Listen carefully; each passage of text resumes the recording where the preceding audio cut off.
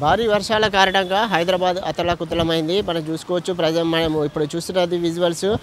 ముసరాబాంగ్ ఏదైతే బ్రిడ్జ్ ఉందో బ్రిడ్జ్ మీదకించి కూడా వాటర్ పరిస్తున్నారు. ఎందుకంటే చూసుకోవచ్చు నిన్న రాత్రి ఏదైతే భారీ వర్షాల కారణంగా పైనుండి హిమాయత్ సాగర్ కావచ్చు, ఉస్మాన్ సాగర్ కావచ్చు, ఆ వరద ఉధృతి అక్కడ ఉన్న నిండుకుండలా నిండి ఉన్నాయి. ఎప్పుడైనా ఆ గేట్లను ఎత్తే అవకాశం ఉన్న నేపథ్యంలో అక్కడి నుంచి వరద ఉధృతి పెరిగి ఇక్కడికి వదిలేయడంతో ముసరాబాంగ్ చౌరస్తాకు సంబంధించిన ఏదైతే బ్రిడ్జ్ ఉందో బ్రిడ్జ్ పైన ఇప్పటికే చూసుకోవచ్చు దాదాపు బ్రిడ్జ్ పై నుంచి కూడా వాటర్ వచ్చే అవకాశం కనిపిస్తుంది. విజువల్స్లో చూసుకోవచ్చు.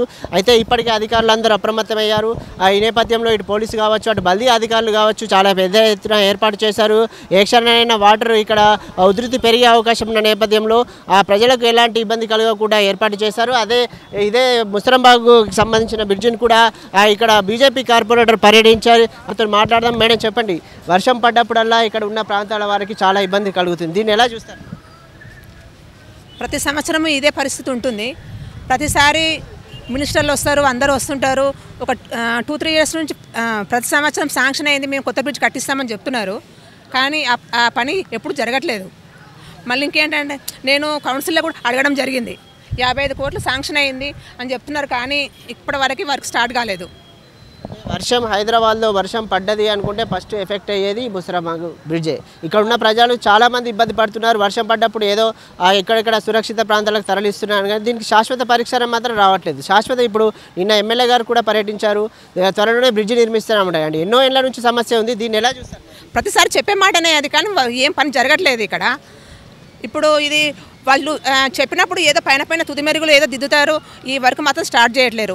మేము ఇప్పుడు ఈసారి మాత్రం ఇప్పుడు బ్రిడ్జి స్టార్ట్ చేయకపోతే మేము ధర్నా చేయడం కూడా రెడీగా ఉన్నాం. మేము ఈ బ్రిడ్జ్ స్టార్ట్ అయ్యే వరకు కొట్లాడదామని అనుకుంటున్నాం. ఇప్పుడు రానున్న 48 గంటల్లో కూడా అతి భారీ వర్షాలు పడేటట్టు వాతావరణ శాఖ హెచ్చరికలు చేసింది. మీ డివిజన్ పరిధిలో ప్రజలకు ఏం చెప్పాలి? వాళ్ళని కొంచెం జాగ్రత్తగా చూసి ఉండాలని చెప్తున్నాను. ఇప్పుడు చాలా వరకు మూసి పరివాహక ప్రాంతంలో ఉన్న ప్రజల్ని సేఫ్టీ ప్లేస్లకు తరలించడం జరిగింది. కొంచెం చూసి ఇప్పుడు జిహెచ్ఎంసీ అధికారులు కూడా అలర్ట్గా ఉన్నారు. ఏదున్నా కానీ మేము చూసుకుంటాం. ఏదైతే ఇదే ముసరాబాంగ్ బ్రిడ్జి ఉందో దీన్ని గత ఎన్నో ఏళ్ళ నుంచి కూడా అధికార పార్టీ చెప్తున్నారు. ఈ బ్రిడ్జి వర్షాలు పడ్డప్పుడు మాత్రమే ఇక్కడ అధికారులు వచ్చేసి ఇటు ఎమ్మెల్యే వచ్చి దీన్ని పర్యటించి ఇక్కడ బ్రిడ్జిని ఏర్పాటు చేస్తామని చెప్పి ఏదో తుతు మంత్రంగా దులుపుకుంటున్నారు, కానీ దీనికి శాశ్వత పరిష్కారం మాత్రం చూపట్టలేదని చెప్తున్నారు. రానున్న రోజుల్లో ఇలాంటి పరిస్థితి ఉంటే బీజేపీ తరఫున పెద్ద ఉద్యమం కూడా చేస్తామని చెప్పి వారు చెప్తున్న పరిస్థితి కనిపిస్తుంది.